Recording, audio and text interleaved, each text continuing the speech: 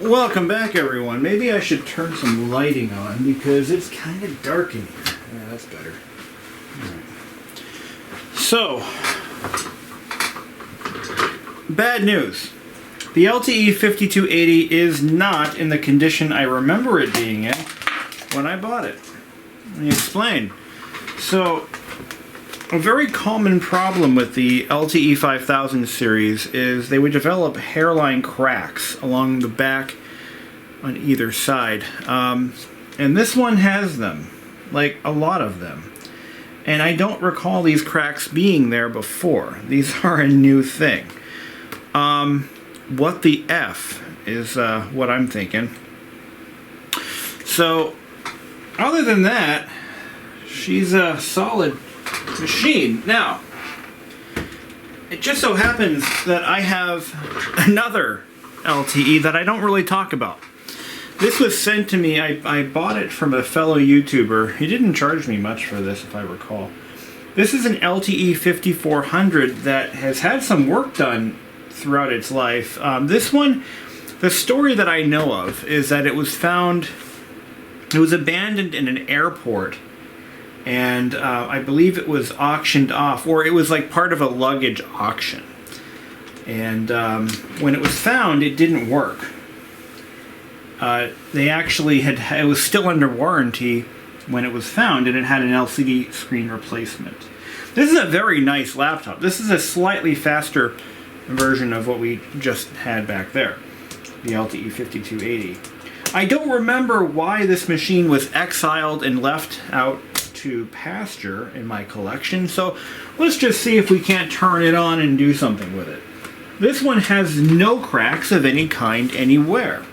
This thing is in ridiculously good condition, and I'd rather, if I can restore this one, I'd rather do that. But I don't know what's wrong with it, so let's try to turn it on. Here we go. Alright, we got power. We have a display. So the 5400 has a slightly larger display, a higher resolution. It features smaller speakers in the corners. It's got what sounds like a functioning hard drive. We have no CMOS battery to speak of. 32 megabytes of RAM. And it looks like it wants to do something. Let's see what's going on with it. What I might end up doing, looks like it's got a couple icons out on that display. Let's see. It wants to do something. 150 megahertz Intel Pentium processor, 512K of cache. I don't remember why I put this one aside and didn't bother fixing it up. It's got a nicer floppy drive. The floppy drive in the 5280 is in rough shape. The plastic shell is cracked in 3 different places, I think. Okay, maybe it only goes this far. Maybe.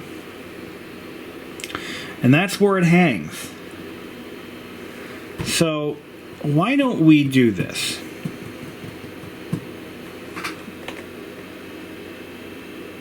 Yeah, I think that's where it stops.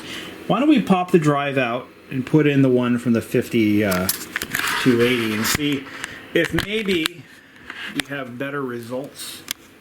So let's shut this guy off.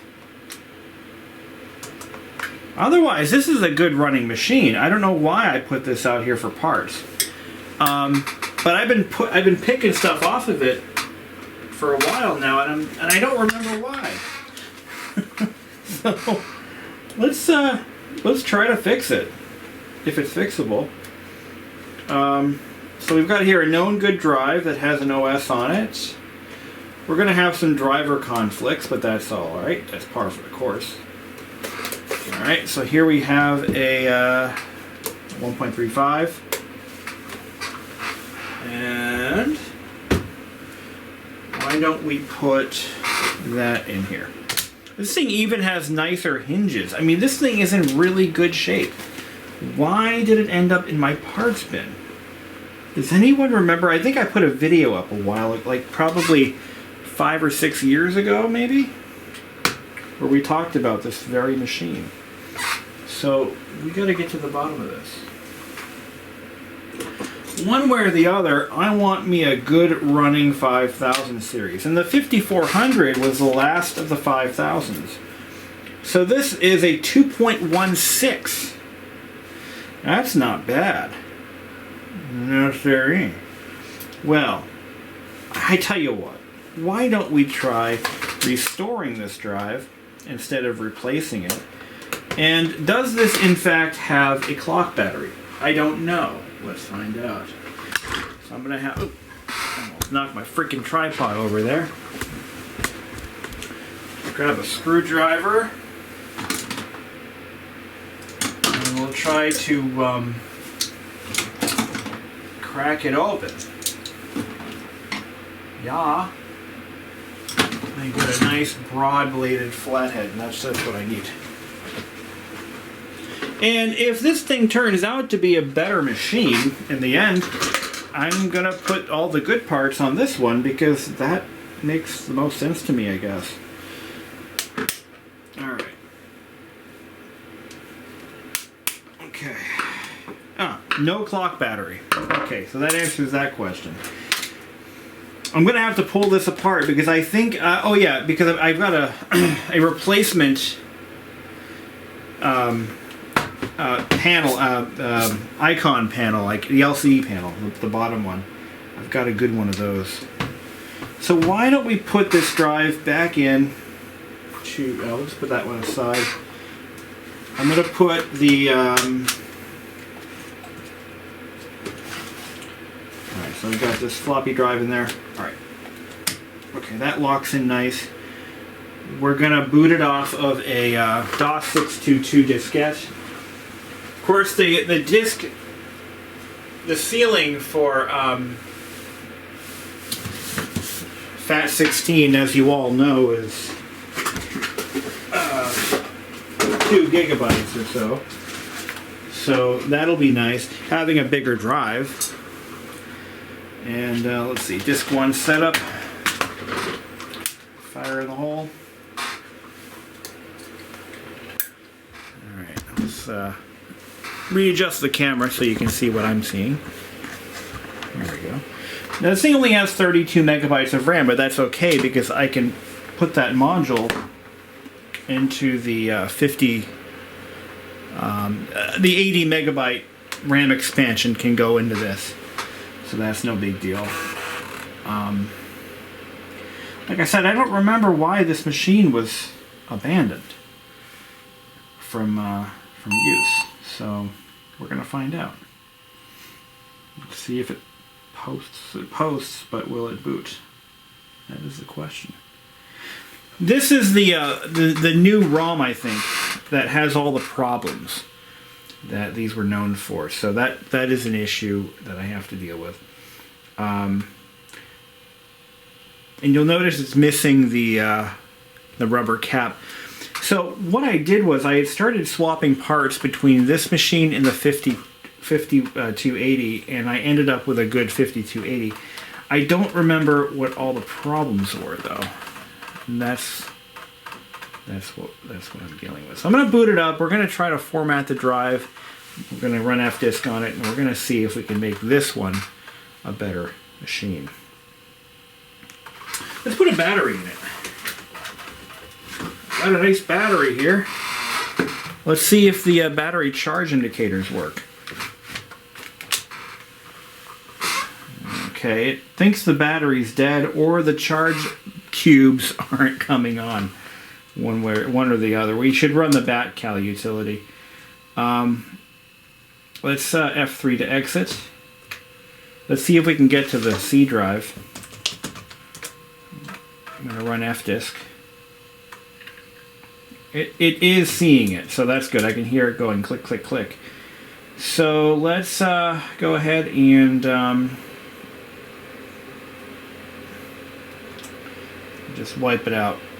Alright, so delete partition, delete prime, delete logical drives, drive D, no label, yes I'm sure, escape, escape, delete partition or logical, delete extended, Yes, I want to continue. Deleted, gone. Okay. Delete primary.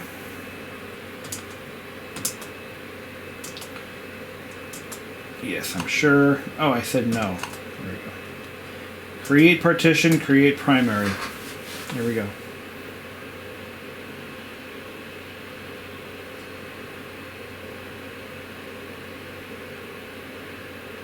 There it goes. Make it active.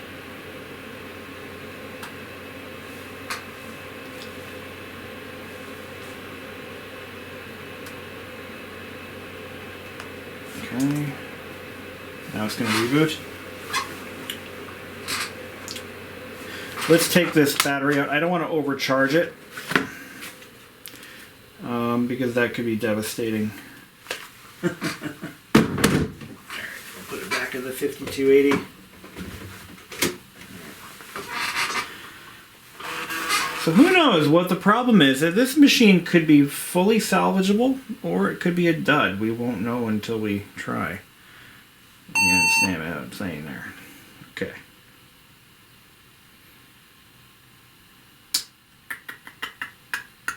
Okay. Yeah, this is that delay that people are talking about with this particular ROM version. Do it from floppy.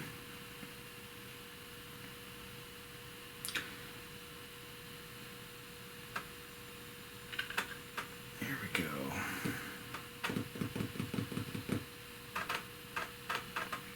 So this machine's been sitting on display at work for about maybe 2 years. I have it in a glass case along with a bunch of other vintage laptops, and most of those laptops are my rejects. They're the ones that I just gave up on. But as far as this one goes, I don't believe I ever did any troubleshooting. I just threw it. I just took the parts I wanted off of it, and which I'm going to put those back again, and that was it. It actually has a better. This thing is in way better shape than I gave it credit for. Let's see. Continue setup. Format the drive, and we'll just let it run. Okay, now the moment of truth. Will this 5400 light up? Let's try it. Like I said, I honestly don't remember what the problem was with this machine and why I abandoned it like I did. That's bothering me because you think I would have put the effort into the better machine. The 5400 is a Pentium 150. The 5280 is, I believe, a Pentium 120. So, you know, that's a significant bump. When you're talking about, you know, the first generation Pentium processors, that's a big speed bump right there. Yeah, I don't know why I would do that. That just seems counterintuitive. But let's just see what happens. Maybe there's a reason. No, starting DOS. Okay, we're getting somewhere with this sucker. Well, okay, all right. Well, we are getting somewhere. So let's install the CD-ROM driver and try to put Windows on the sucker. Okay, let's go to drive A and install the CD driver. As a matter of fact, the CPQINSD. The CD-ROM drive that I have for the 5280 came from this, but yet I for whatever reason I put all the effort into the 5280. I guess, you know, maybe it was a different time in my life where I just didn't really. I don't know. The things that make you go, huh? All right, done. Escape. Let's go and restart. Shut her down. Now we put the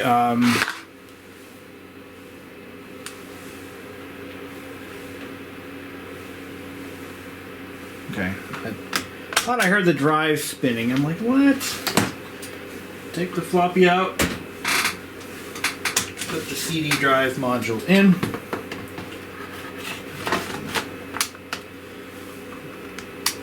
And turn it on. Now I've got to find my Windows installer CD, and we're going to run that.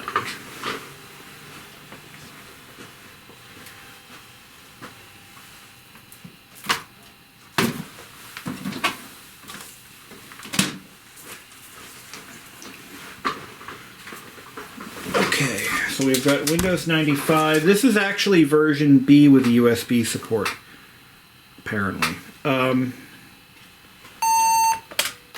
Put CD in there. It's booting up.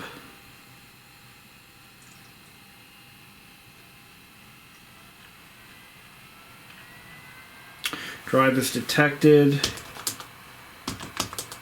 Let's do, let's go ahead and go to drive, we're just going to go to drive C, MD, Win 95. 195. Copy, so D. And so we're still copying the files off the Windows CD, but I just pulled up the list of specs between the 5280 and the 5400. The 5400 was, again, the last of the dynasty, released in 1997. 5280 was released in 96. So this is indeed a Pentium 150 versus a 120. The 12.1 inch display is only rated at 800 by 600 resolution. So you do gain a little bit of real estate, but you don't get a higher resolution with that larger display. And you do lose the massive speakers of the 5280. Otherwise, the machines are relatively similar in every other way. There might be a different chipset, for example, in the audio or video side of things. In fact, I do believe that the chipsets are different between the two, so the drivers may not be intercompatible. But they do use the same batteries, which is nice, so I'll be able to use those batteries that I just scavenged and rebuilt and bought and whatnot. And that'll be fine. These rubber caps, if you can find them, they're very expensive. So I'm going to try to figure out what I'm going to do there. I might just scavenge the rubber pad off of the, or rubber stick off the other machine. And yeah, I really racking my brain as to why this was exiled like it was. Well, I think this machine is going to run. I think we're going to use this as the stand-in for that machine. So, looking forward to it. Now, listening to the fan, it is noisy. So, I'm going to pull the fan out and we're going to take a look at the bearings. I might try to relubricate them. The fan is easy to remove once the keyboard's out, but I can hear it is kind of noisy. So we're going to put a drop of a little bit of lubricant, some kind of lubricant in there. We'll get it quiet right down. Alright, so we're going to now restart the machine. We've installed Windows 95 from the CD. Actually, we installed it from the hard drive. And I'm going to do it. I can't do any F10 setup stuff. I'm going to change the memory, some memory stuff around. We'll bump it up to the 80 megabyte max. We're going to end up using the 5280 as a parts machine, which was not the original plan. My plan today was to really just to tear this thing a new one and put some parts on the 5280. But this is looking like a complete change gamer. Sometimes these things happen, and we don't complain when they happen because that's just not cool. Alright, so we're going to bring this up to the default resolution, or try to. Let's see. Okay. So this display is completely flawless. At least it appears to be. Yeah, it will not go higher than 800 by 6. And but it does have more video memory, which is interesting. No, it doesn't. I think it has the same 1 megabyte. So let's take a look at advanced properties. Yeah, 1 megabyte of video RAM. So we can't go any higher than that. But it produces a nice, steady, stable image. I don't see any dead pixels or anything crazy. I'm told that this display had been replaced, and as such, it this is a factory replacement display that was installed while the machine was somehow still under warranty. The gentleman who sold this to me, or maybe even gave it to me, I'm not sure which. I think I just paid shipping a couple years ago. You know who you are. Please chime in and refresh me on some of this stuff, because I really don't remember what the situation was with this guy. That was a while ago, and it was in a different time. So now I don't know which audio chipset this guy has, so I'm gonna try. I have this this driver disc. We're gonna see if that does us any good. So I'm gonna go in here and see what devices didn't load. Yeah, so yeah, same thing as before. The Cirrus Logic PCM CIA didn't load correctly. Let's see what we got. 3.5 floppy. There should be a driver there somewhere. Okay. Yep, it found it. Please insert. Oh yeah, that was a problem. Yeah. Okay. Windows 95. Drivers. Win95.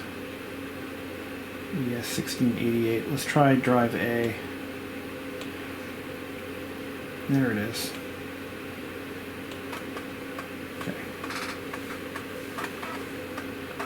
It's got a nice screen. That's for sure. I think it's picking up some interference from my heating fan underneath the desk. I can see a bit of a waviness to it. I might be picking that up. Let's take this out. So our sound card should be up and running now. Why don't we pop the CD drive in there? Oh, before I do that, I want to put some stuff from the floppy into it.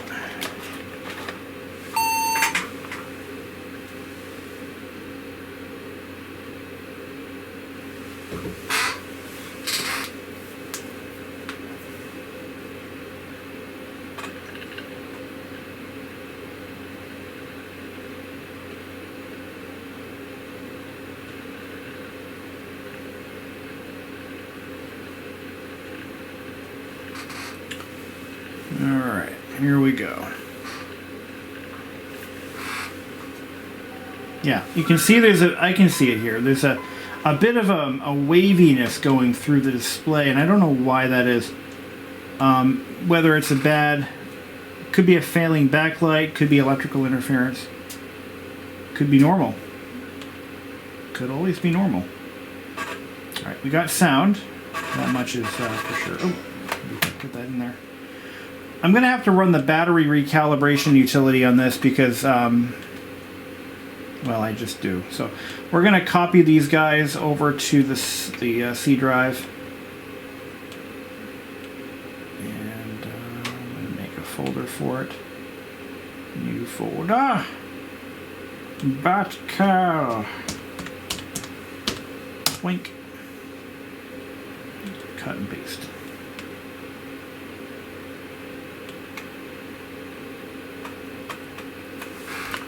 But it seems to be functional in every aspect. All right. So I think at this point I'm going to go forward. I'm going to take the cooling fan out. We're going to shut it. I think we're going to move forward with this machine. I think it's worth a little bit of effort. And we got it to a running state. So that's all I can ask for right now, really. So let's do this. Pop this guy out. we're going to take it apart. All right, we don't want to lose any of that stuff. Yeah, this thing is in good shape. Better shape than I remember. Really, I can't tell you how happy I am about that. Okay, so we need to remove all these screws. And there's my screwdriver bit set.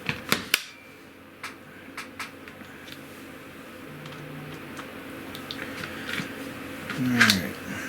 Now, what was the beef with this dude? Honest to God. Okay, so we're missing like one screw, which is fine. I'm going to use one of these machines is going to be parts, and the all the little exterior doors are in better shape on the other machine, so we're going to use those little exterior doors. What was the problem with this one? That's what's got me really, really scratching my head. Okay.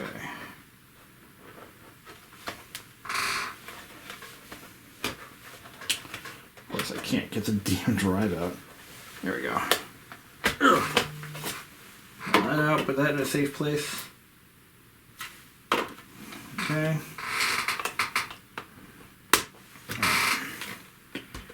Now we gotta gingerly remove all of these screws.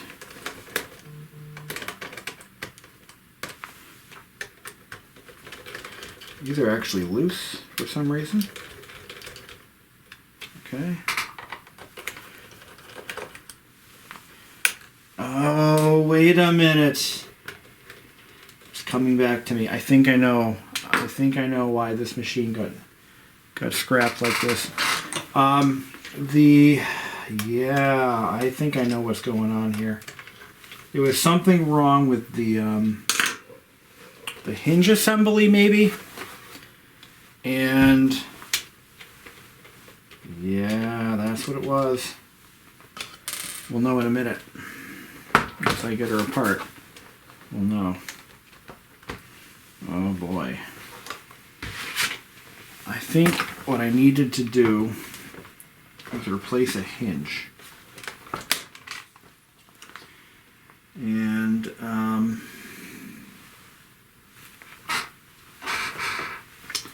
that may be all that was wrong. This is a good part right here. Okay, so that's good. That's good. I was kind of worried about that. Now let's take it apart.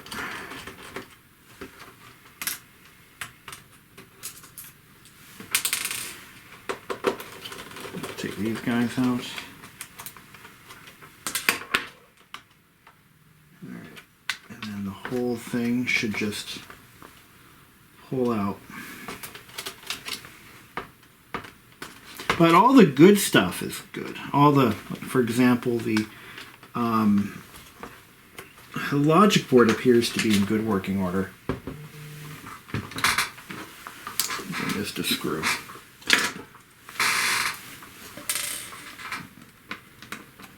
There we are.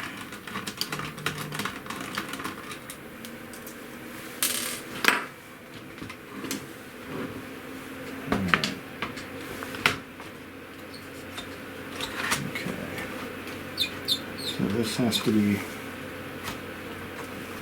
unlashed. God, my phone's exploding. I'm going to shut my phone off.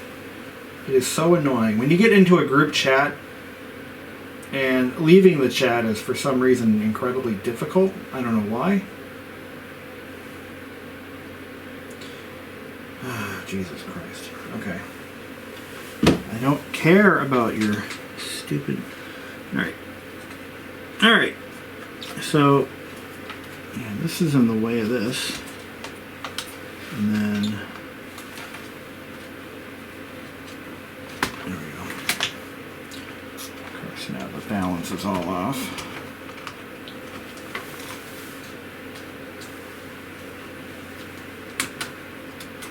Unplug the keyboard.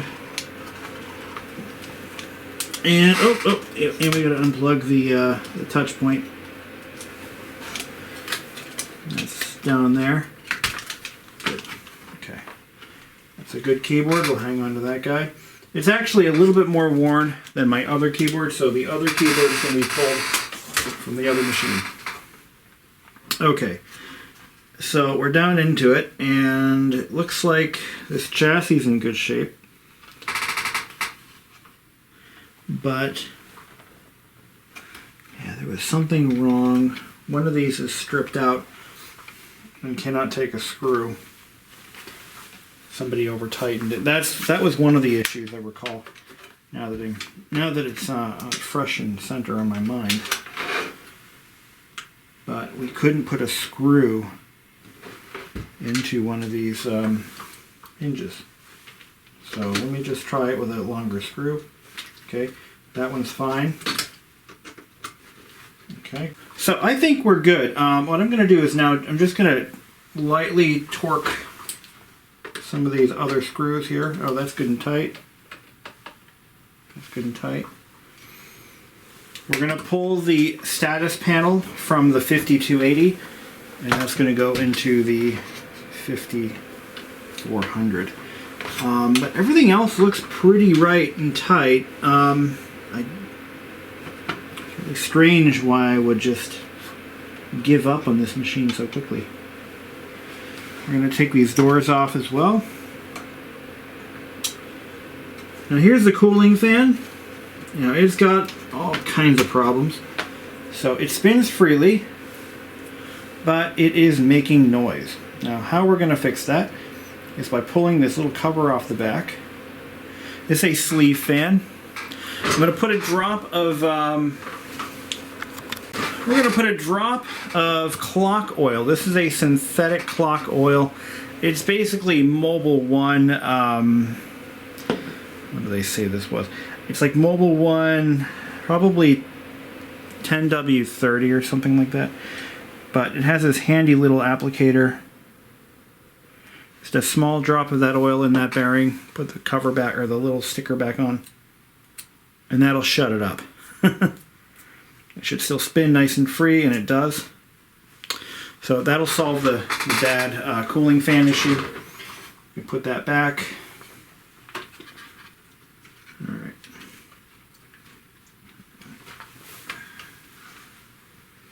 Make sure we plug it in. Now, if I recall, one of these chassis had a crack somewhere inside, but I don't think I'm going to worry about that. I think this is the better of the two chassis, to be honest. So we're going to just, whatever, this is fine. We're just going to roll with it. All right, I need the, I'm going to need that status panel to come out. And we're going to put the one from the 5280 in this.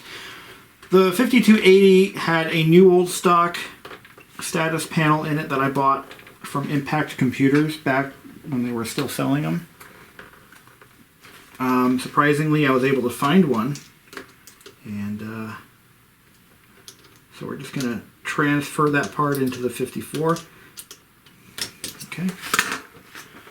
Again, the 5400, you know, it is the last of the LTEs.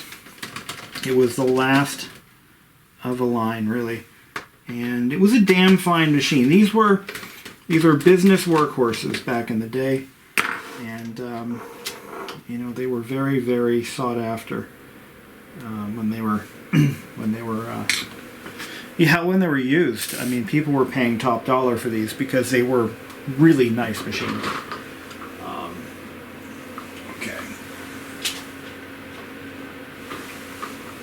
So now we're going to go ahead and we're going to start stripping down the 5280. None of this stuff, by the way, is getting scrapped.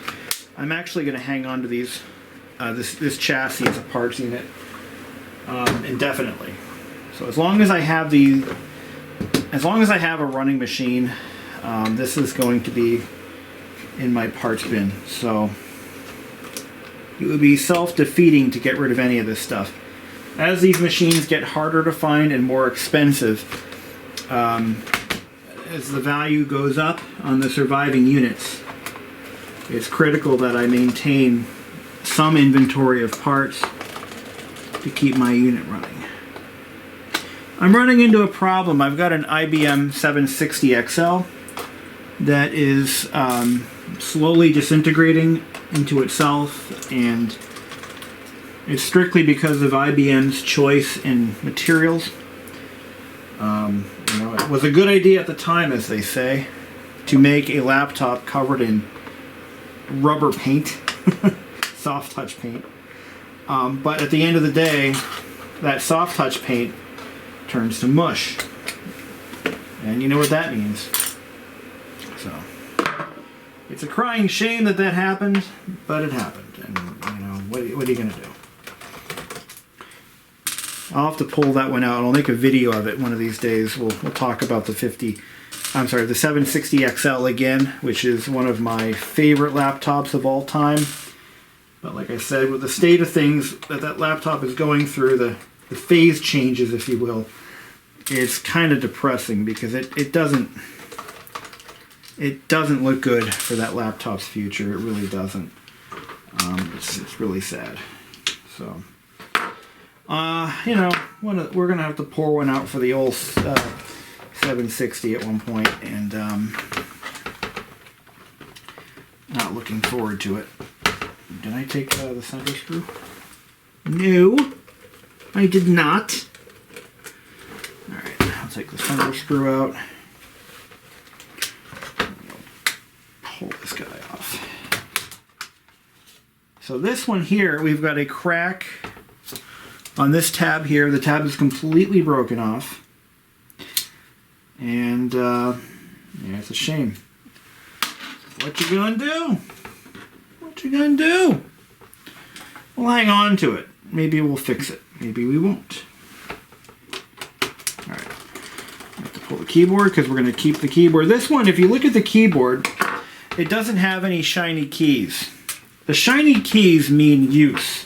It means the laptop was used. And as far as I know, this keyboard actually came from the 5400 anyway. So they were actually just putting it back where it came from. I do believe that is where it was originally from. And I'm sticking to it. So you can tell that these connectors on the displays between the two models are not intercompatible. And that's because of the upper board. I believe the upper board here, which is it's your video board. They are not one and the same. Okay, this microphone. I think I shrink tubed this sucker. This looks like my handiwork. So yeah, I think this one had a broken connector, so I shrink tubed it. I remember doing that. But there should be a connector there that you have to unplug. But this is notably absent. Alright, I'm going to take this guy out. Alright, there's our keyboard. This is going to be the one that we use. Now, there should be a date of production on this guy. Let's see if there is one. April 15th, 1997. And the other keyboard, which I believe is original to the 5280, has a date of April 1st, 1996. So this is the 5280. We actually swapped them back and forth. But it's still a good keyboard, even though it's not the best keyboard. It's still a good keyboard. So we're going to keep that. I'm going to take this status panel out. And we're going to reuse that. Paid good money for that status board, or panel, I tell you what. And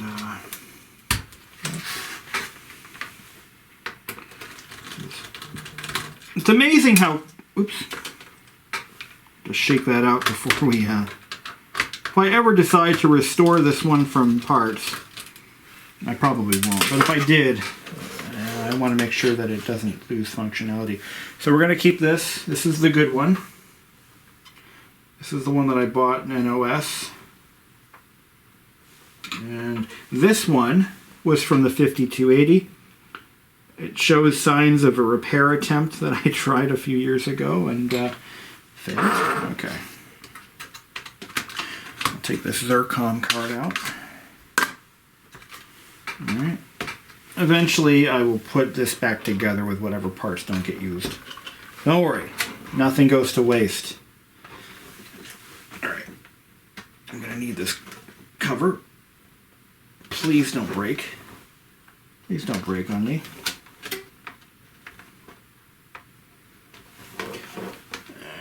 There we go. Got it. Good. Okay. We're going to put this aside. Alright. We're going to get our 5400 chassis here. And we're first going to swap out the doors. This is my fix for doors, by the way. I've showed this before, but you put a little bit of, I use windshield sealer silicone. They sell it in the auto parts stores. It's nice because it flows nicely. It doesn't turn into a gob of silicone.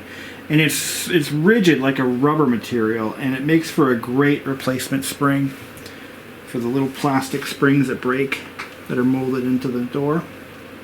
Okay. One of the banes of collecting vintage 90s laptops are these freaking doors, because they are always breaking off. It's just a fact of life with these old laptops. If the doors don't break off, the hinge pins will. You know, it's just how they're made, and we love them all the same, I guess. Yeah. Seriously, if the hinges don't break off, the doors will. And that's that. And notice this. This drive says Smart System Compliant. That means it likely has the very early form of the smart status stuff built into it, which is pretty cool, because that was a very new thing back then. So this was the good one. So this is the one we're putting in, the status display. Again, the rest of this machine looks to be in pretty good shape. I'm just going to double check, make sure these screws are, you know, snug, not over tightened, but snug. I'm going to check on some of these exposed capacitors. I don't see any leakage. That's a good thing. Alright. Just plug this display in. You know, it's weird. All day long I'm working on modern day MacBooks, and just to go from a MacBook, like an M1 MacBook, to this is just surreal. It's amazing how, and you know, I don't condone the use of MacBooks. I have my opinions on them, but ultimately I know that they're good for what they're good for. Yeah, I'll just put it that way. They're not bad machines. I don't hate them. I certainly don't love them. But I will tell you that my next machine will be a Mac. It's just a fact of life, and I'm okay with that, and you should be too. All right, so because I chomped up the microphone connector, I'm going to have to salvage the microphone from this other keyboard, and then we're going to put it into the one we're going to use. And there we go. Easy peasy. So I don't think there's anything else we have to do inside here. I think we're pretty much good to go. I'm just gonna put, yeah, I think this thing was in pretty good shape when I snubbed it. So, man, why would I do that? Maybe it was laziness. You know, I wonder if it was just I didn't want to reinstall Windows. Maybe that was it. And I would have to have done that, because I do believe there are some drivers that I would have to have either reinstalled or removed, and I don't know what I was thinking. I don't. I don't know. Okay. We gotta get this one. This is a tricky one. You gotta reach out and grab it by the horns. There we go. Okay. So get it in there, and then push the connector down with just 2 little fingers.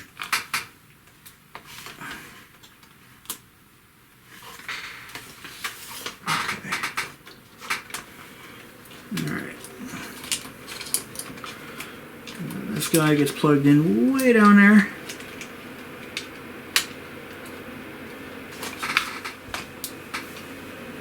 Sorry you guys can't see what the hell I'm doing.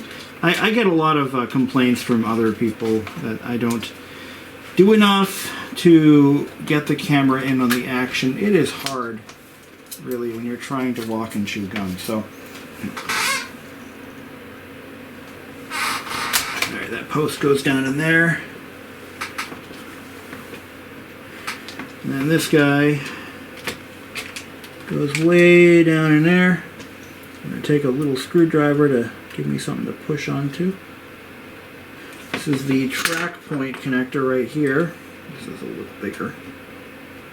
Just kind of rock it into position.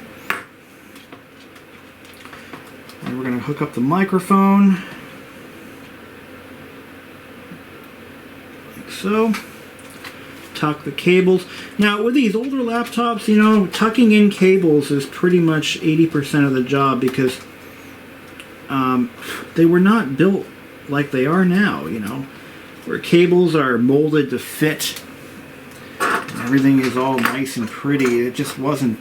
These old laptops weren't pretty inside. Not at all. So that was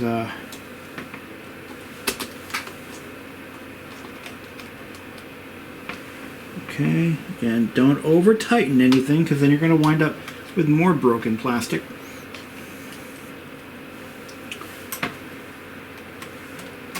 No, these are not the right screws. That's too short. Let's see. I have a lot of choices here.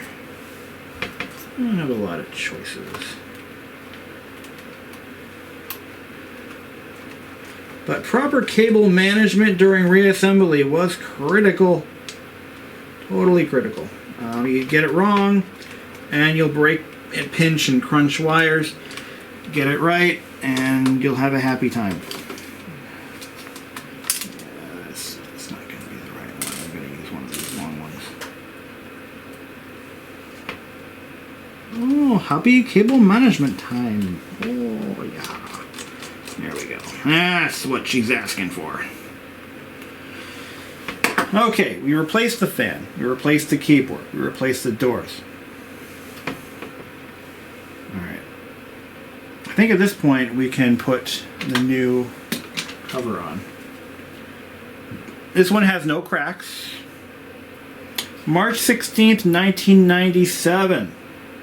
This clearly came from this machine. So really, we're just putting this thing back together like it should have been in the first place. Well, alright then.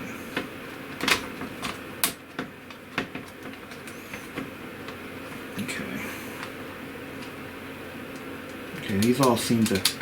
Yeah, these are all where they should be. Okay.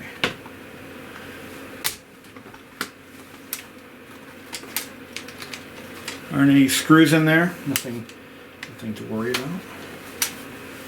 Okay. And we'll just press this down, get that little lock down into position, like so.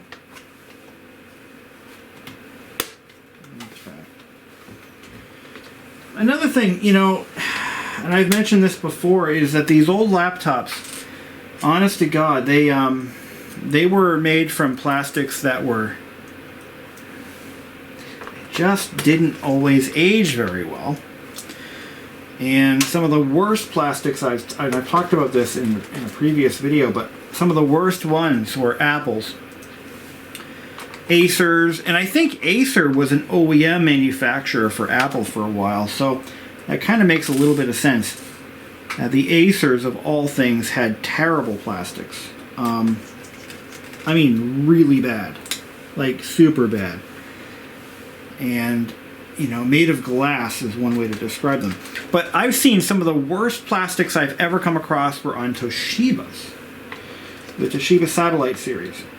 It seemed to be from, like, every model they made throughout the 90s. Those gray ones, they were terrible to work on. I mean, you would have to replace most of the damn machine at the end of the day when you were done with the job. I mean, it was just... They were so poorly made. Well engineered, but the materials choice had a lot to do with the failures. At least the ones that I was seeing. I can only speak for myself when I say that. All right, we need, we're going to put the battery in.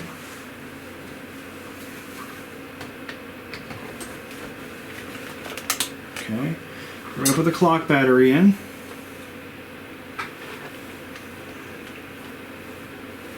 There we go. There's that. Now, which battery door looks nicer? This one. Not that it matters. There we go. Okay, now let's look at the back of the machine where we have to resecure the rear covers.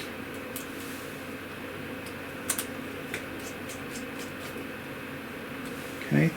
Now this is a critical point. You don't want to over tighten these rear screws because that's where they break.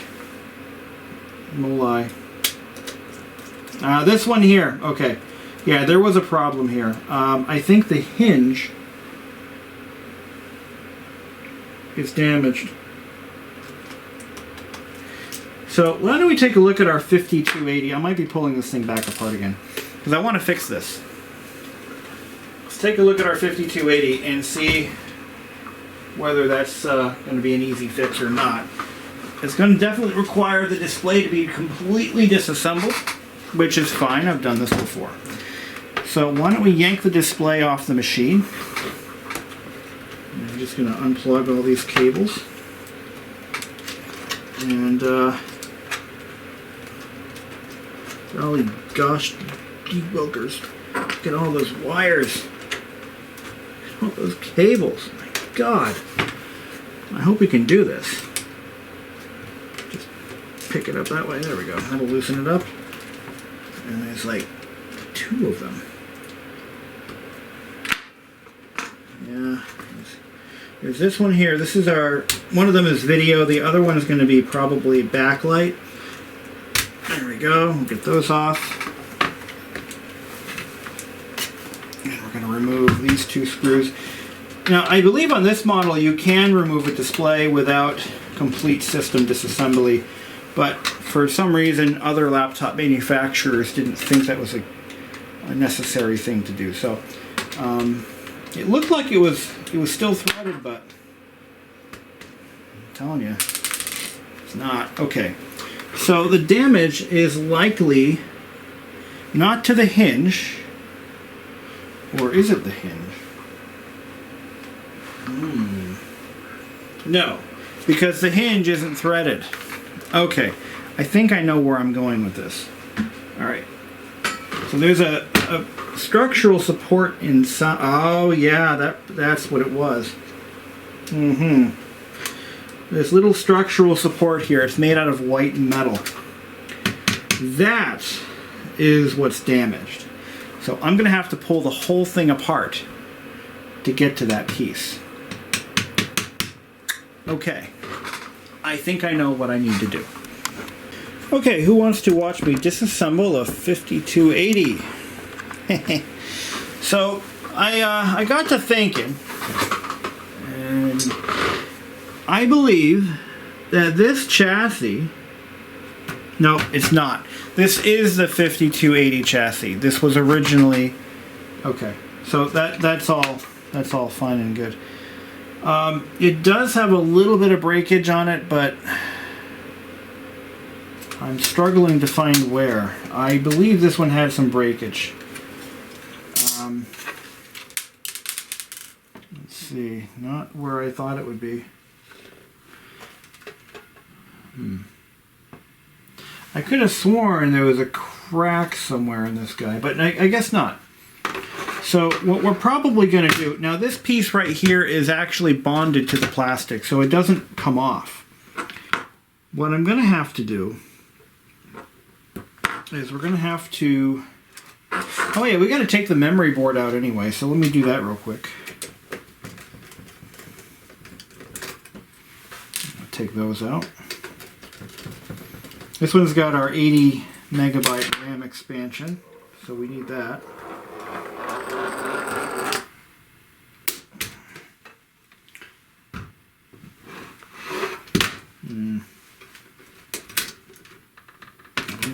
whole thing should just come out. Like so. Oh, there we go. There we go. So this is our 80 meg RAM. It's got two, this is actually 2 memory cards. Of course, before laptops had standardized SIM modules, this is what you got. You got these custom memory boards made for that laptop and only for that laptop. So, you know, that was a thing for sure. So to get this all apart, we got to take the shielding off. Okay, that comes off like that. I'm going to zoom in here, give you a little better view. This comes off like that. And then we start digging. So it's assembled in layers, of course, as these often were done. So get this out of there. Okay. I don't know if we need to remove the CPU heatsink or not. But I do know that the CPU board itself needs to come off. This is held on by what? Does it just come right off? Or no? We can take that fan out of there. We've got to unscrew these right here. Let me take the CPU heatsink off. I think it does actually need to be removed. So let me grab a screwdriver bit for that. There's one.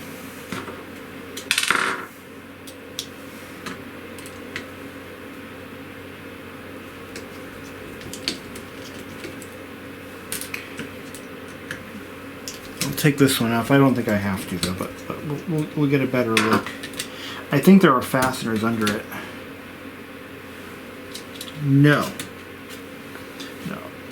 The heatsink does not need to be removed. No.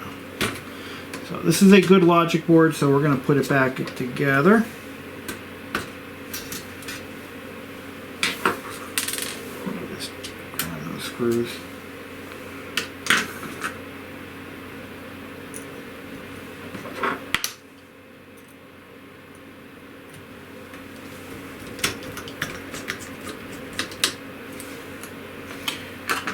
That one.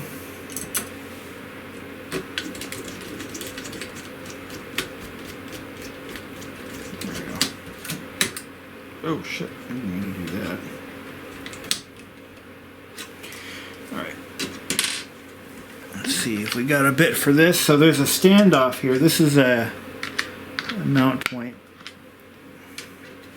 That's got to be removed.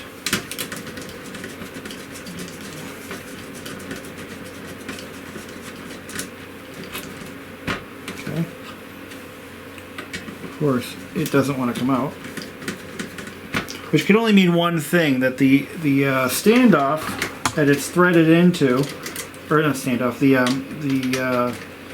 little grommet thing is actually broken free inside and just spinning around. So that's going to take some repair.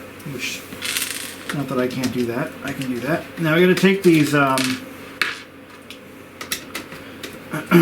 These little guys off the back. These little threaded nut things have to come off.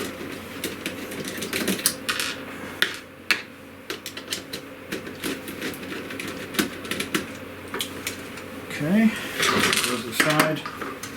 At this point, we should be able to take the CPU board off, and we are.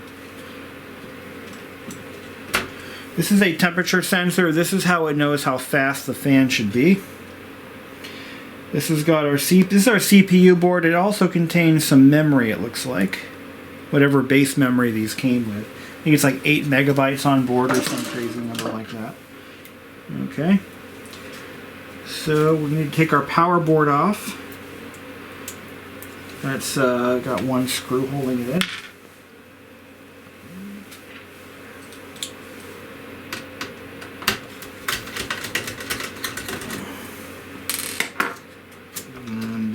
just comes off. Like so. These are all good parts. Now we don't want to scrap any of this. We don't want to ruin any of these parts because we might need them in the future. Now this baseboard, this is I believe this contains our drive controller chips and all that happy crap. It's also our power supply, power control, power regulator. It does all that. It does a lot of work. And is a critical piece to your Compaq 50 series. It's crucial. You need that. Kind of need it to live. All right. Now, when my old friend blew up my my high school 50-50, this is the board he fried. And today he works on rocket ships. No, seriously, he literally works on rocket ships now. So, just want to say that, you know, you can screw up real bad and you can still recover from that. Your life isn't over. It's just a laptop. All right. Yes, he's the one building rocket ships, and I'm the one providing technology support. Oh, how the choices we make. All right. I guess that's it for screwage. Yeah, it should just, the whole thing should, I believe, flip right up and out. Does it come out as a tray? Are there other screws? I don't see any other screws. Am I missing something? Yes. Oh yeah, this guy, it won't let go. So that's not great.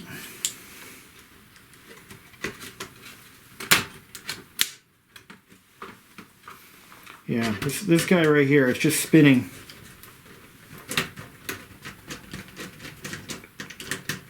It doesn't want to release. So, that's a problem. Okay, we'll have to fix that. But anyway, you get the idea of how this all comes together. Let's take this out. It's got to be hiding something, like a screw, a fastener, something. Let's take the fan out. And we'll put that aside. We don't want to use that by accident. I didn't fix that one.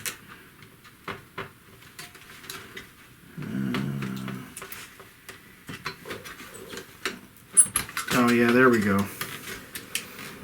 Yeah, that'll get her out. Unfortunately, our little standoff friend doesn't want to release. We'll get her out. We'll get her out. It's just spinning in the little hole. There we go. I think we're almost there. I'm going to save these parts for future repairs. Oh, you suck. What the hell is holding it together? Oh, it's stuck in some shielding under there. There we go.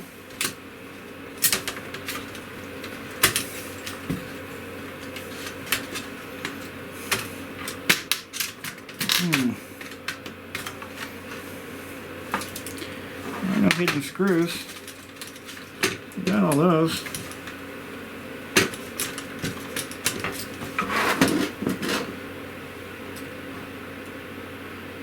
No. Oh, I see. I see what's happening here. That's not beautiful. That's quite nasty, actually. So it looks like the shielding is threaded all together, and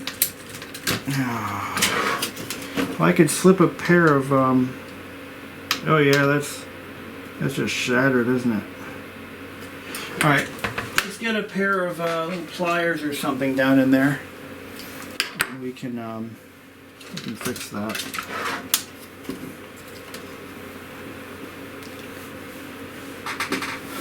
Okay.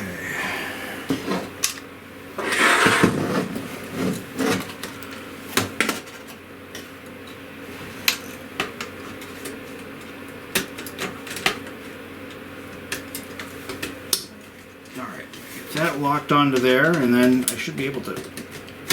No? No, huh? No? This is insane. But it's the shielding that's got me all stuck. Well, I don't want to ruin my board, but I can't really get the tools I need. Yeah, okay, now I think I can get to it.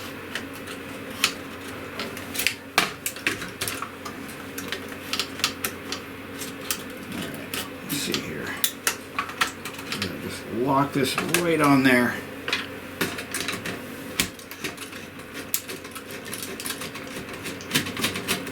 Yeah, got it. Okay, so that sucks. Alright, the board's still good, that's all that matters. Alright, so the part that we need is, well, ideally the whole lower chassis would be ideal. But we just destroyed one of our standoffs. Not that that's not fixable, because it is. I want to see if this can be broken off. Yes, it can be. All we have to do, this is a simple fix. All we have to do is use some heat, pull this right out, and then we can heat it back up and put it back together. Now the rest of this thing is in okay condition. I see a hairline stress crack there. And let's just see what the other one looks like. Okay. All right. I'm going to get it torn apart to that level, and we're going to compare the two. I'm going to make sure I sweep these screws together so they don't get mixed in with the others. And we're going to start all over again. Just put those to the side. Alright, so we've taken the 5280, I'm sorry, the original 5400 chassis, and I've taken it apart, and everything is in really good shape. I see no issues of concern. So this is the piece that we need to extract. Now, because the 5280 chassis is in worse condition, I'm going to try to extract that one first. So how we're going to do that is with a soldering iron. I'm going to lower the temp. I don't want to burn the plastic. Probably bring it down to maybe 400 degrees Fahrenheit, maybe. You don't need to go crazy because we don't want to burn it. We just want to soften the plastic that it's molded into, and that's it. Some upward pressure on it. Let me see if I can get a better angle on this. All right, let's see what we can do. So we're going to just heat these melt overs up, kind of weaken it.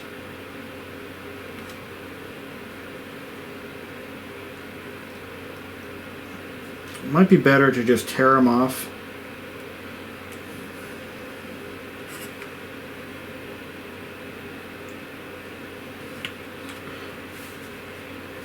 Yeah, I think what I'm going to do is snap them off. At this point, that might make the most sense. I don't want to use a heat gun because that will deform the plastic pretty badly, and you know, that's kind of counterintuitive for what we're trying to accomplish.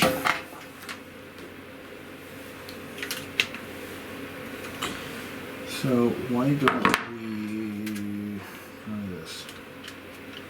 I'm going to put this little screwdriver in as a wedge. let's just try it and see what happens.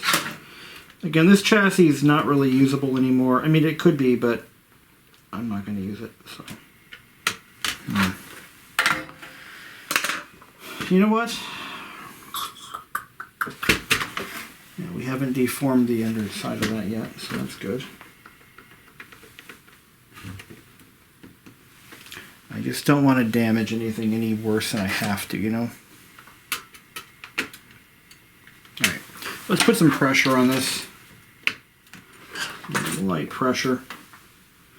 Be careful where you put that iron, because you don't want to damage any cosmetic area of the case that would show up on an assembled unit. There we go. Yeah, that's what we want right there. We kind of want to keep as much of that plastic there as we can, because we're going to use that to re-secure it into the new, into the where it eventually will end up being. I'm going to turn my heat up a little bit.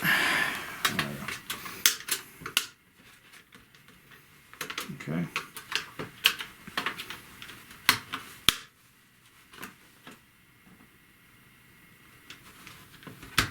There we go. That's what we want. We want to see those little melted plastic pieces start to kind of fold over. We want to keep the material, as much of the material there as we can. That's the point I'm trying to make. We don't need these little ground strips. We're going to get those out of the way, because that's just going to make it harder to get apart.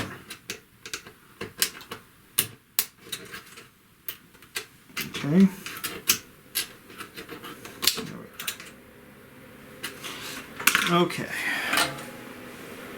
Yeah.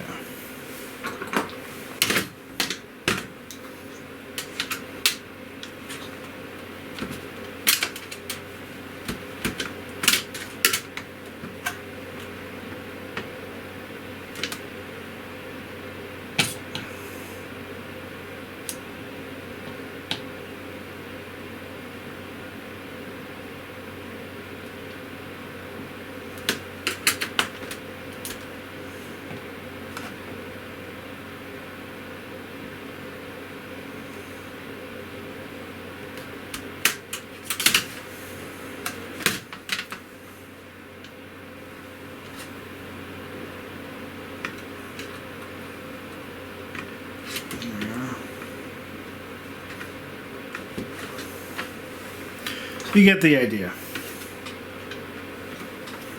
I don't know how much more of this I can film. But yeah, that's kind of how it's going to go.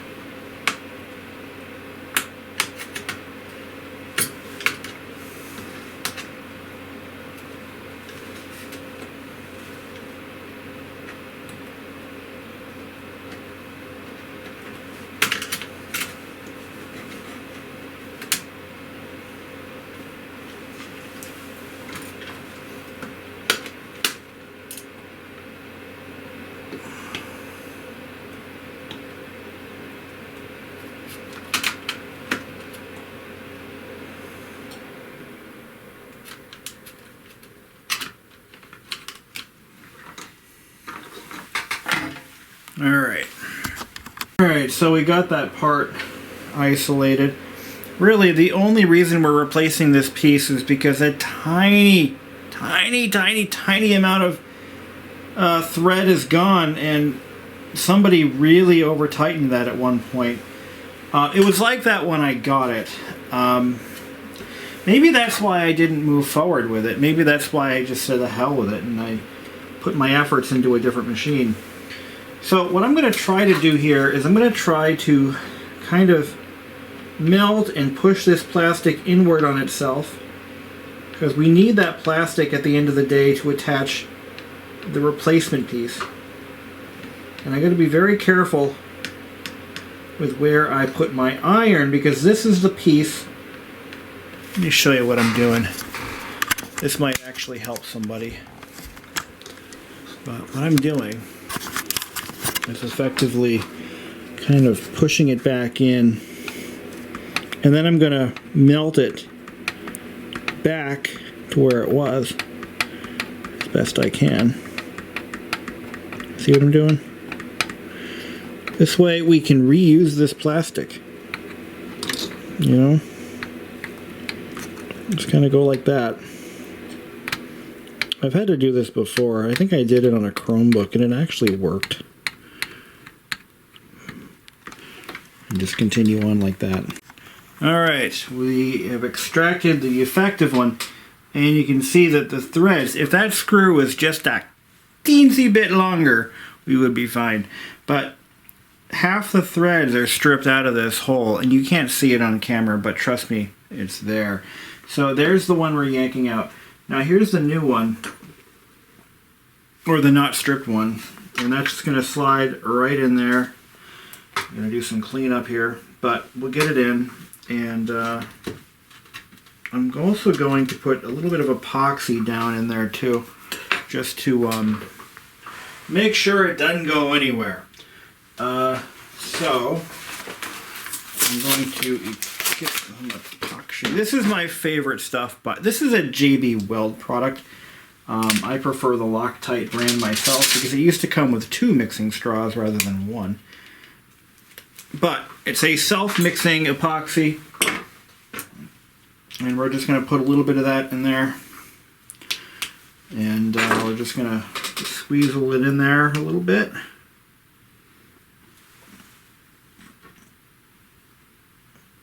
This is good stuff. I fix a lot of laptops with this stuff, and it always works very well. Just going to get it all around there. Withdraw that a little bit. Just going to put it on my notepad over there so it doesn't get anywhere.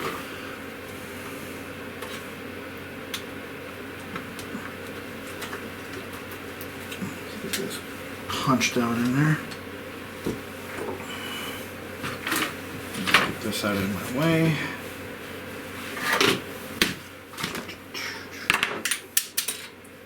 And just kind of. Oh shit.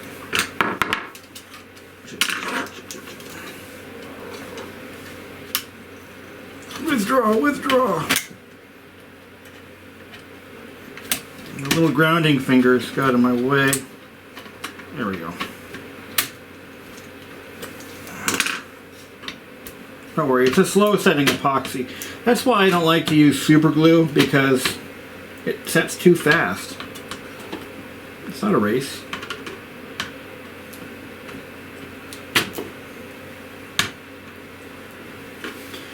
Alright. Oh, whoops, I cut myself pretty bad, didn't I? Whoopsies. Well, I think I'm going to reassemble.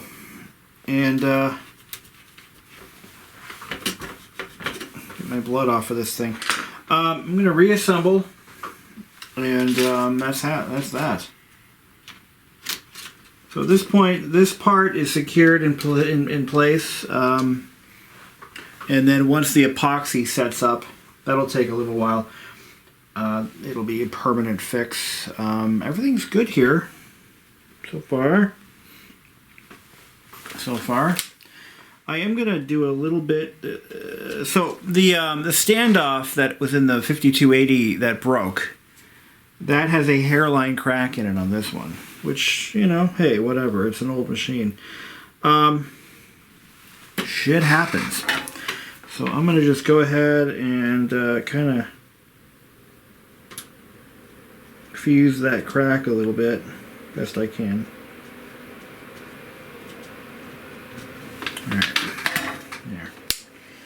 That'll do it. And so what do we need first? So I need my base board here. Let's see what we got here. I'm gonna, yeah. I guess that's all good. So if you're wondering let's compare the two here. I've got these marked, so I won't get it mixed up. Why don't we compare the 5400 with the 5280? Let's see what the difference is between these boards.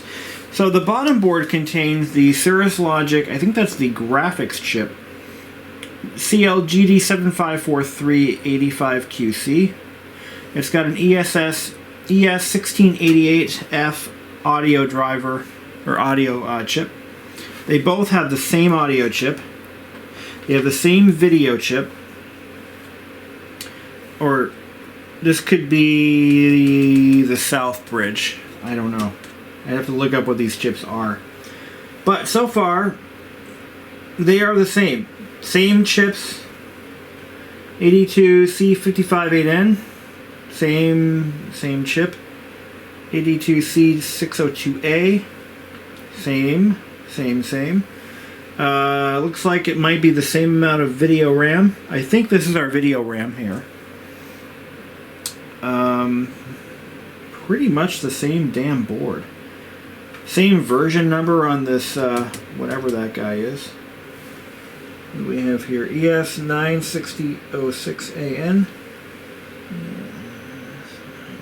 7006.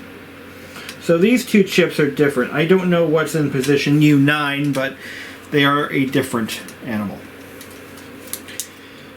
On the other side, it's really nothing there to look at. So this one is from the 5280, sorry, and different revision numbers. E28F002. Looks like it's going to be the same PCMCIA controller. But for the most part, these boards look like they would be intercompatible with one another. So that's something, right? I think so. Totally. Okay. Well, let's see. The motherboard, or the CPU board itself is going to be different between the two. That's obvious. But other than that, they're pretty much the same machine. No, they really are. The real difference is the display and the CPU board. Completely different.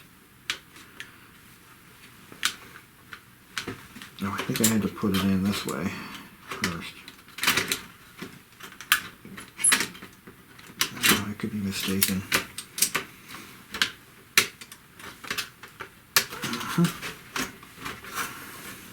It's a tight fit. There we go. That's free. That's goes where it needs to be. And these have to be aligned so that they all fit together.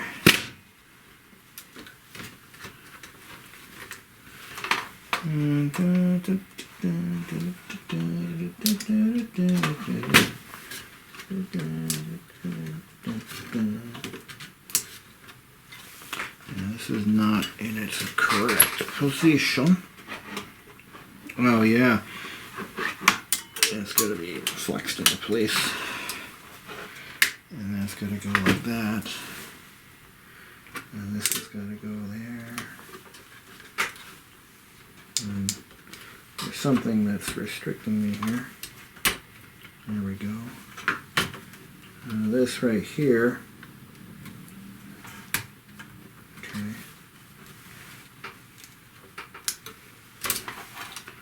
What gives?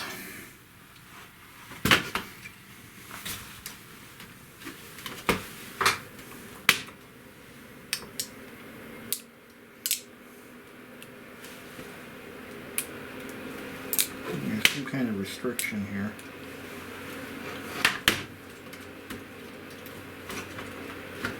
And where it needs to be, that's where it needs to be.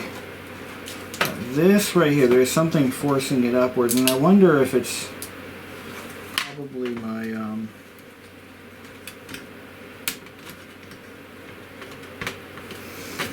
piss poor repair job that's doing it to me.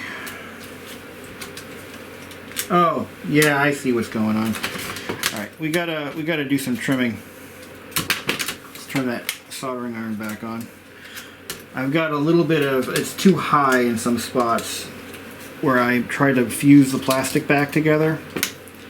And we just gotta take care of that. That should be an easy fix. Easy fix. Get this out of here. Okay. So we'll get our hot iron up. So all this bubblegum shit, that can't stay that way. We gotta flatten it all out. It's causing the TCM-CIA slot to raise up a little bit. So we gotta just do a better job, ultimately. And it's all doable, right? I think I can do better. Okay. Now this guy right here, this snot right here, it's got to be all flattened. There we go.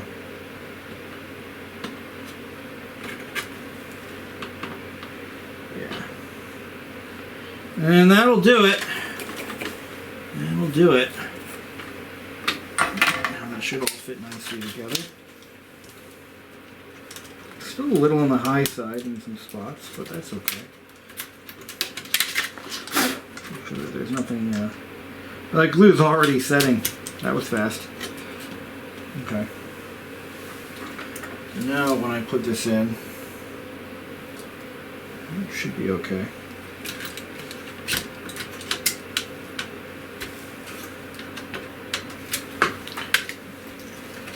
Wouldn't it be easier to just buy a new laptop, she says?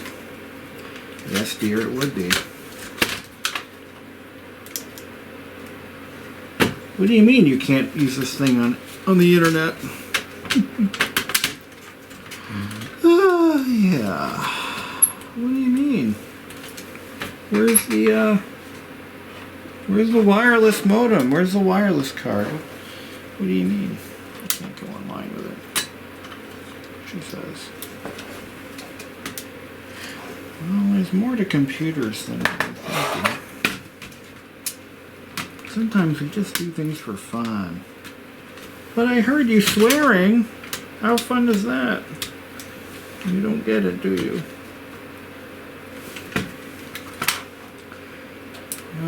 Okay.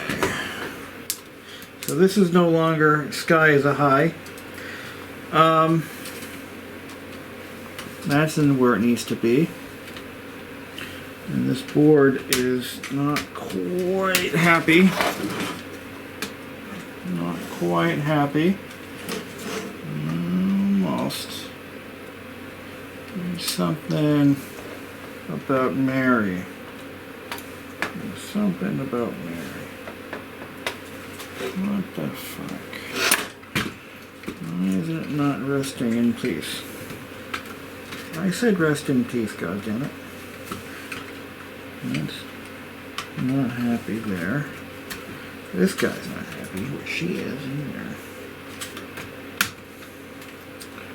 Alrighty. I think that's it. I think that's where we're gonna be. There's a lot of... just doesn't feel right to me. So we're going to have to pull this back again and see what the hell. It's like, yeah,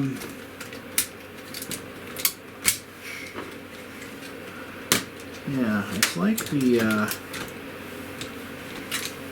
there's something on, oh, it's this stupid thing. Yeah, once that's screwed down, that should be fine. It's just, see what's happening. I'm going to put a little bit of cleaner in that rheostat. A little bit of this Deoxit D100 because you know damn well this thing is going to have noise. So we're going to spray a little bit of that in there. That's a really exposed and weak sauce kind of way to do this. I don't like that. I'll put some in the headphone jack too. Doesn't cost anything to do that. We'll just kind of clean them all out. There we go. Okay. Alright, I see what happened. It was nothing wrong, it's just the way it all kind of fits together. It just seemed a little suspect to me. So, we're all good. We're all family here. No, that cannot be added later on, right? That has to be, yeah, it does. Okay, it's fine, it's fine. So we'll just kind of cinch it back down in position. That goes in there. And that doesn't go like that, that goes like that. Oh, there's a break. We'll fix this. The fan shroud has a crack in it. We'll fix it. I don't mind. I can handle that one little problem. Just one little crack. So what I'm going to use is my favorite super glue. And we'll fix that up pretty nice. Make it fancy. Okay, time for reassembly. Okay, now it's time to reassemble this mother. So, I'm going to start by putting a screw right here. Make sure I don't long screw damage this stupid thing. Good. Good, good, good. I'll put one over. Nope, that doesn't need a screw, but I do need one right there. So we'll put one there.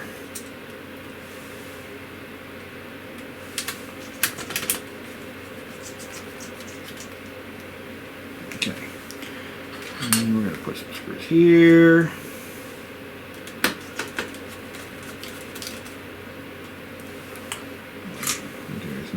Here.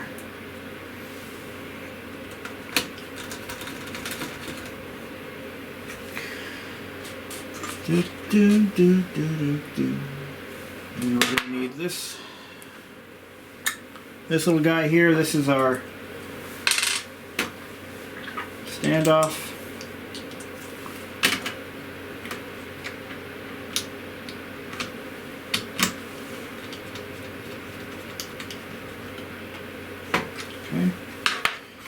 That should bring everything to the correct height and level, and yeah, that looks good. It looks really good. Okay.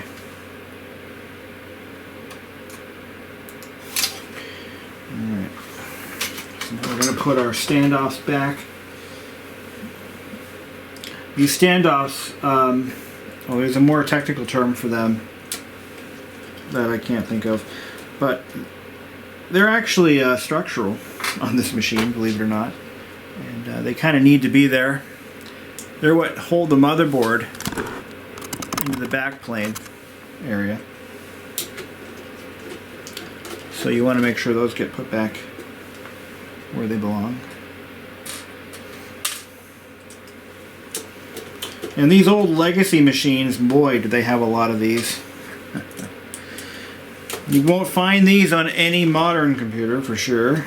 Hell, even some of the last generation of laptops to have VGA ports, they skipped out on these standoffs. Whatever. So you've got a VGA port that nothing wants to stay in. That's useful. It's as useful as a $3 bill. Anyway. Come on, screw in, you son of a bitch. Screw in. Okay, you gotta press down on that a little bit. Let's loosen this up and wind a little better.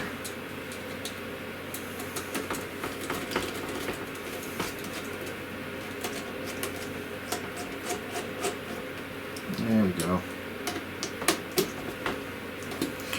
Now we need the dock standoffs for the docking station. I don't have.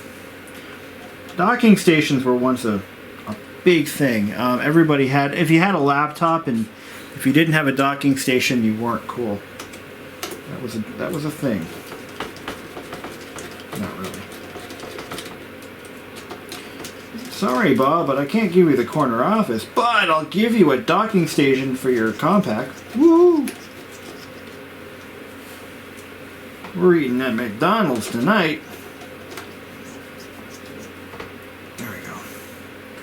So the basic structure of the machine is back together again.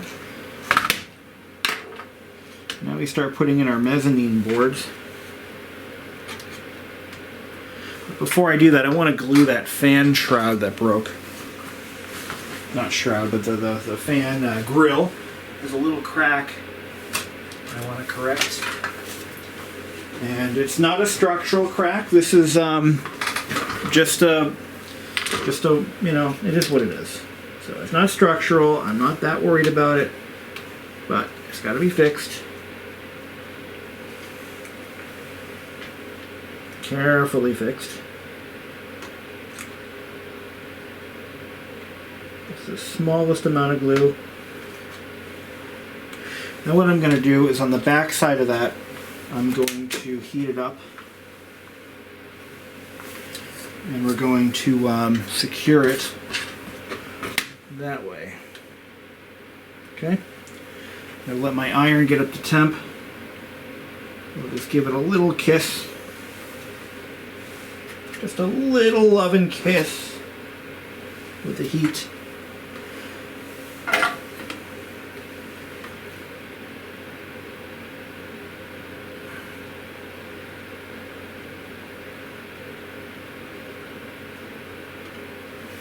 And that's it. That's all she needs. So that's going to help secure those two little broken pieces together, and then eventually the glue will fuse it.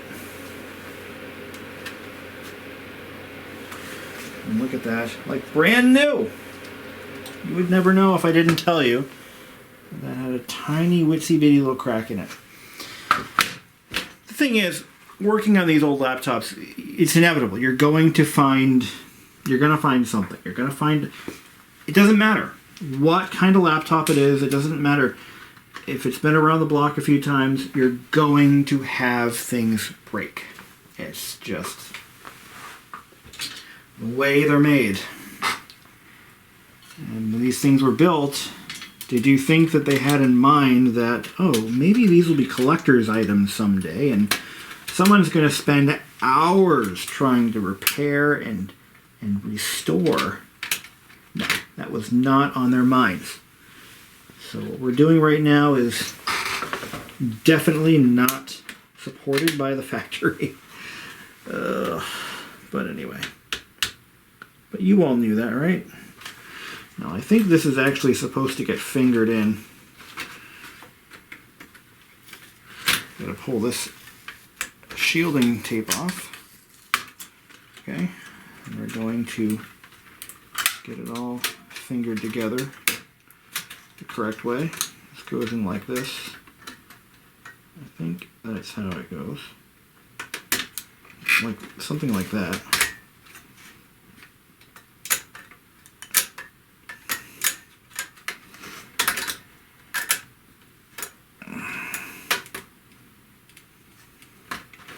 There we are.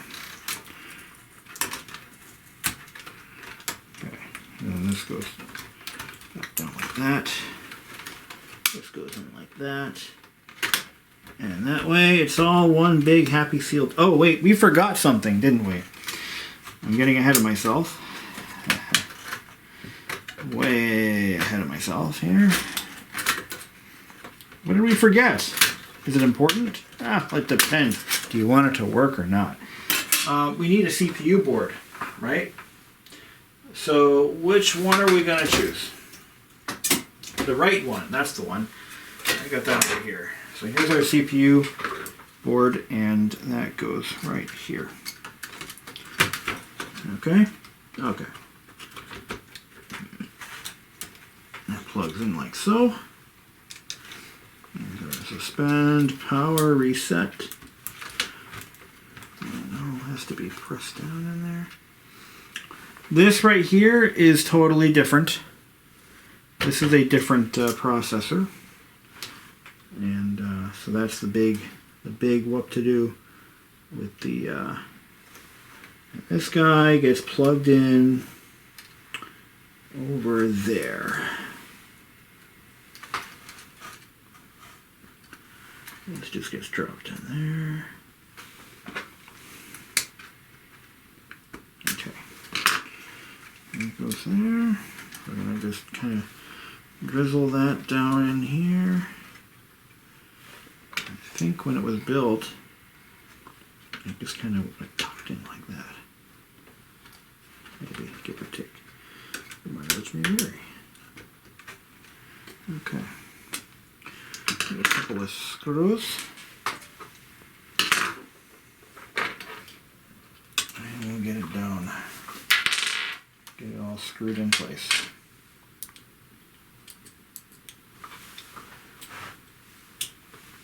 All right.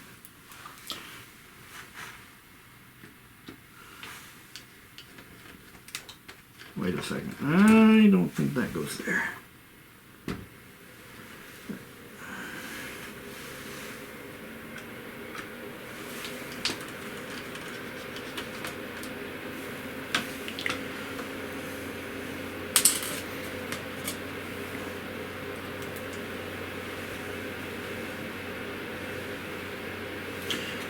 That might be a short screw right there. One of these guys. I think so. Okay. So there's that. Alright. Now, at this point, I should put the heat shielding or the RF shielding in place. This probably goes above the RF shielding. This goes that. You know what? I don't think that does get tucked. Okay. Yeah, I don't think so. It has to be placed down like that. There you go.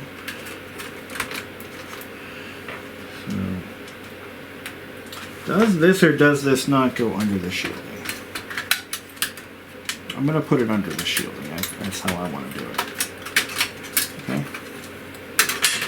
So we're just going to tuck this wire down up inside there.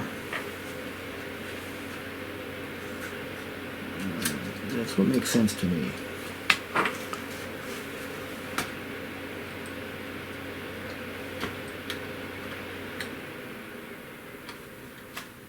Okay. Stick it to the man. Alright. Let's move on. Yeah, I think that's how it goes. If I'm wrong and the thing starts to smoke, then I'll know I was wrong, right? Okay.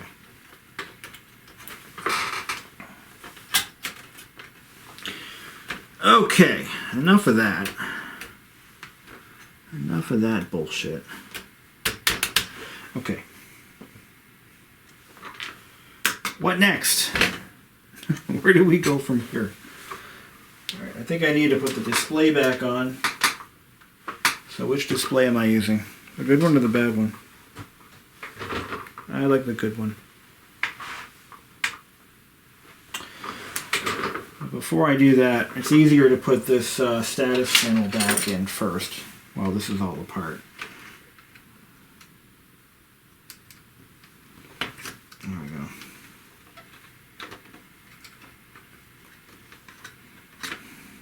Okay. And that's going to take a couple of shorter screws. Not short, but short. I think that's what I used on that. Yeah, here's one. Let's see. Will these short something out or not?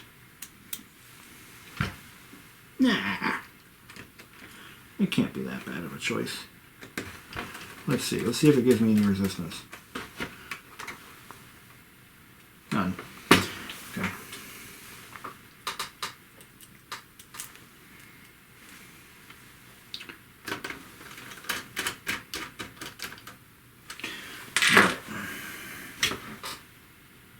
sure there aren't any fingerprints on that guy.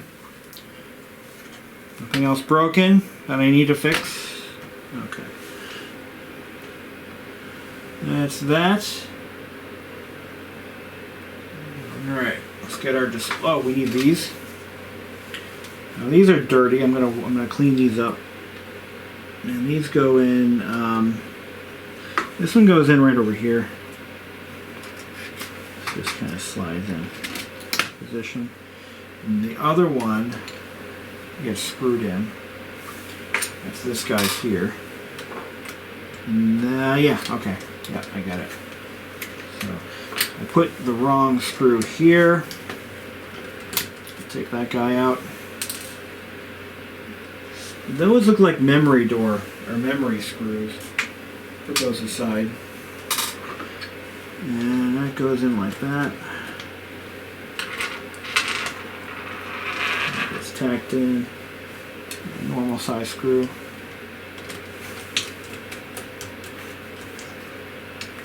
I'm gonna get some rubbing alcohol. I want to do some cleaning. Okay, so I just cleaned these up. There was a little bit of dirt on them. You don't want to leave that there. We're gonna get our display. I'm looking at the wrong one. Oh, there it is. Now, this is why we went all this way. This is why we tore the whole damn thing apart. Because this stupid display had nothing to screw into. Well, I guess that's kind of a problem, isn't it?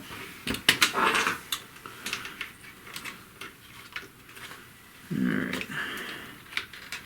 As I was saying, it looks like this display would be compatible with a 5280. I don't know what the problem was. Let me just do a quick comparison of the two connectors. It looks like they have the same size connector. It's keyed the same way. And everything looks pretty much the same. Yeah.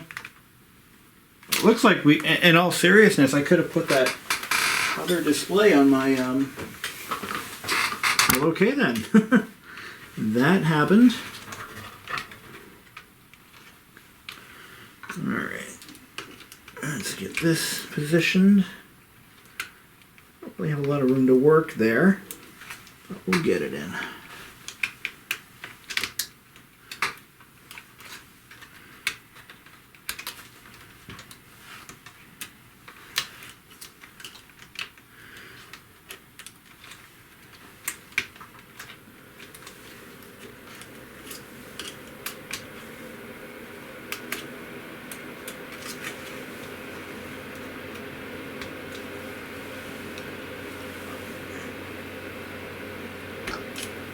Alright, there we go. So that's in.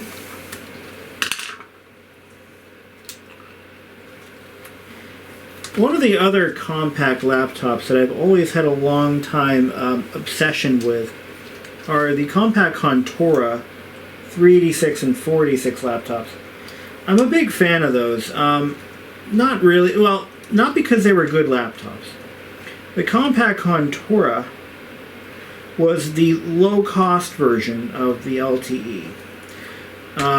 In that they shared no commonality with the LTE. They did share maybe a few components here and there, hard drives, maybe a few other odds and ends, but they were completely different products overall. The Contora was a low-cost, kind of a college student laptop, entry-level laptop. It wasn't the one that you'd want to, give your executives. It was, the configurations were fairly basic. They actually, none of them had optional CD drives. By the time the Contora matured, so to speak, it was, at a point where CD-ROM drives were pretty much standard, either as an accessory or as an option, or they were standard equipment. So the Contora never really got a CD drive. They were made from like 92 on up. And yeah, it was a fairly entry-level laptop that Compaq had offered. You know, they were favored by, you know, college students, or, you know, just they just weren't a business class machine. And if you had one given to you by your employer, I guess it would have been a big deal because it was a laptop, no less. But anyway, the Contora had a fairly small optional color display. I think it was about 7 or 8 inches. It had one of the smallest color displays on a normal sized laptop I had ever seen. And if I'm not mistaken, that optional color display was TFT. So it produced a pretty decent image for what it was. I had a couple of Contours in my time, actually quite a few. They were generally, by the time they hit the 3 or 4 year old mark, they were pretty much junk because they were notorious for structural failures in the hinge mounting assemblies, which is something that the LTEs in the later generation, like the 5000 series, didn't really have such a big problem with. But the Contora, it was a piece of junk from the get-go, which is why they were so low cost. You know, they were built fairly cheaply, and you know, their clientele was, you know, college students and people who just wanted a laptop for the sake of having a laptop. But not something that I would buy new for sure. But yeah, I've had quite a few of them come into my possession. The Compaq Contour Aero, or AERO, Aero, that was their netbook, their netbook. That was their subcompact laptop, or sub-notebook. And that device, those are actually quite collectible now. The Contours themselves never really reached collectible status, but if you can find one in good enough condition, they are pretty rare. So I've had several Contours to myself. My first one was a 425C.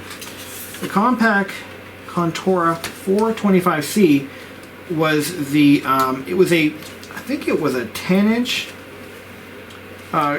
passive matrix color display.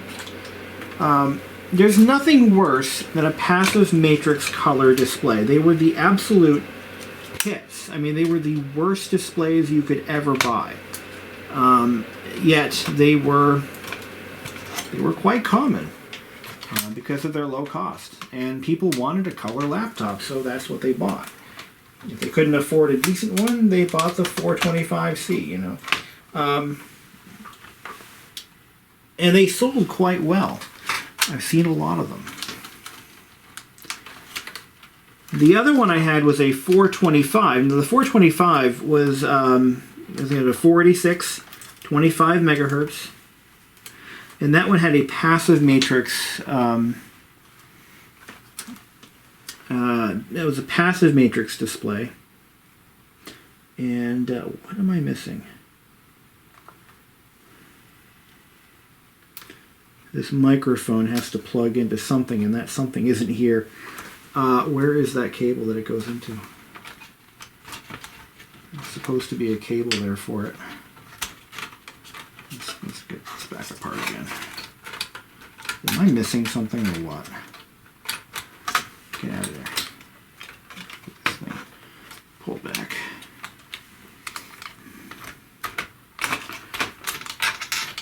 But yeah, if you wanted a decent laptop in the 90s, you bought the LTE because it was a pretty well-made machine, all things considered. But I am at a loss here because this microphone is supposed to connect to something and it's not here. Oh shit, what did I do wrong? It's getting quite late. It's 10 o'clock now and I think I'm losing my train of thought. What have I done? Shit. Yeah, that cable is probably tucked under somewhere. Oh, yes, it's the one that goes across. And it Yeah, it's probably underneath the shielding, so let's lift up that shielding and see if it's there. Is that it? No. Ah, son of a bitch. That cable is missing. I might have to go all the way back. So that cable should be plugging in over here somewhere.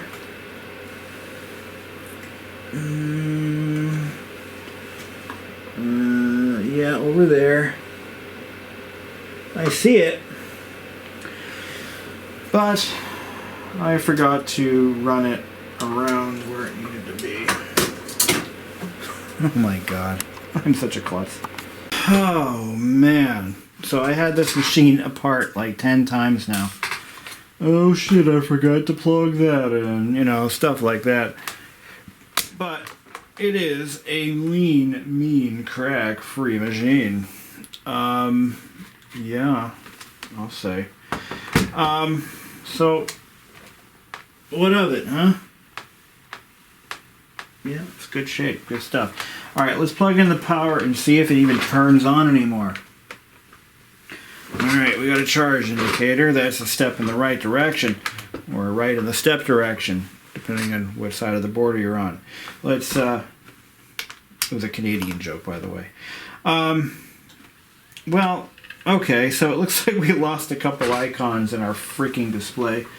That's alright. You know, these displays are a waste of time, money, and energy. They work most of the time, but no, they don't. I'm just kidding. They never work.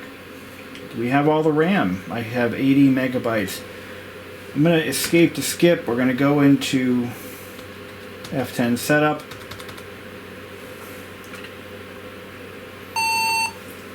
And we're going to see, okay, so this is working all right. Let's change a couple of settings here. Enable power on memory test, turn it off. Enable lid closure notification. Enable power down notification. Enable on audio system. This hard drive boot sequence. No. Ports, that's all fine.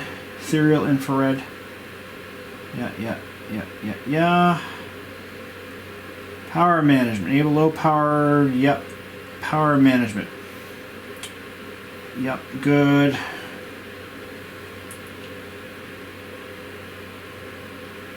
Okay. Standby. I don't want it to. No, I don't want it to go into standby. Hibernate. Never. Drive timeout. 6 minutes. It's 12 minutes. Screen timeout.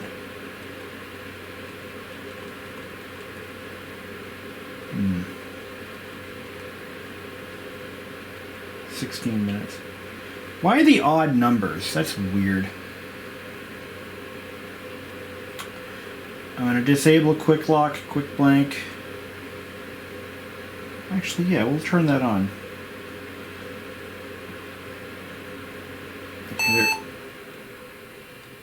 Okay, we'll figure that out.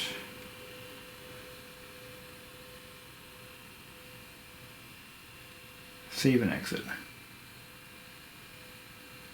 Okay.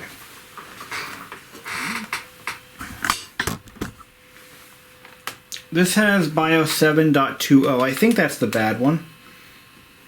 I'll have to check that out. I think that's the new one. Okay, we're booting up. We've got a good hard drive icon. We've got caps lock, num lock, scroll lock. Nope, scroll lock icon doesn't work. New. Alright. Oh no, they're all working. So all those icons work on this bottom panel. Alright. Machine's up and running. We got sound. We got... Looks good. It looks good.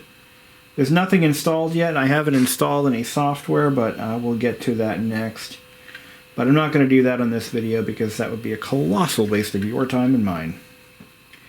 The next thing I want to do is go ahead and clean up that Windows directory. So that Windows directory where I have all the cab files is like wasting my entire drive. Oh, real quick. I had an issue with the PCIe hard disk controller. That's cool. We'll have to look at that. We have to my cat. See if there's a better driver available.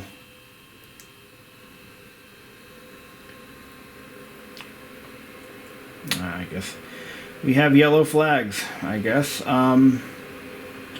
This driver,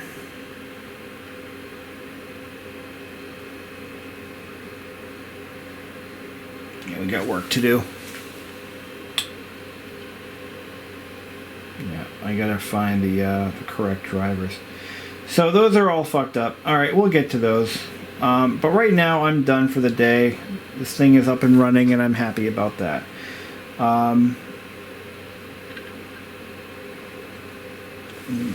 Get a few snapshots for the forum on Facebook, and this thing is working great. Okay, that's it. Thanks for watching.